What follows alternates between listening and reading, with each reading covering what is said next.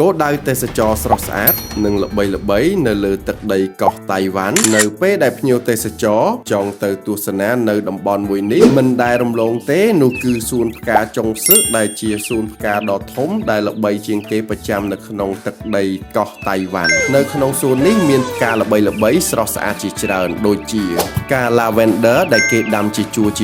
ផ្កា Lily ដែលរីកស្គុះស្គាយជាពិសេសបងប្អូនដែលចូលចិត្តថតរូបដឹងតែបានរូបថតអមជាមួយទេសភាពផ្កាច្រើនមែនទែនរួចហើយទៅកំសាន្តនៅសួនកំសាន្ត New Fu ដែលជាសួនកំសាន្តធំជាងគេប្រចាំតំបន់ដែលមានឧបករណ៍សប្បាយរន្ធត់ជាច្រើនដូចជារថភ្លើងកលាប់ចាក់ការជិះទូករំអិលចុះមកក្រោមរថភ្លើងគយគន់ទេសភាពអមជាមួយនឹងសួនសត្វបន្ទាប់មកទៅទទួលបានបទពិសោធន៍ការបេះផ្លែឈើក្នុងចំការតាមរដូវកាលដោយបទពិសោធន៍នៅក្នុងវីដេអូនេះខ្ញុំបានទៅបេះផ្លែក្រូចនិងទំពាំង3ជូរពិតជាសប្បាយនិងរីករាយខ្លាំងមែនទែនរួចបន្តដំណើរទៅជិះទូកកំសាន្តនៅលើបឹងសូរិយាចន្ទ្រាដោយបងប្អូនអាចទស្សនាទេសភាពបឹងអមជាមួយនឹងភ្នំព័ទ្ធជុំវិញនិងមានជូនទៅទស្សនាកម្មវិធីប្លែកៗល្បីៗជាច្រើនទៀតដូច្នេះប្រសិនបើបងប្អូនចាប់អារម្មណ៍ជាមួយនឹងដំណើរកំសាន្តមួយនេះអាចតាក់ទងមកកាន់ក្រុមហ៊ុនទេសចរ World Pop ឥឡូវនេះបានជាចុងក្រោយខ្ញុំបាទសូមអរគុណ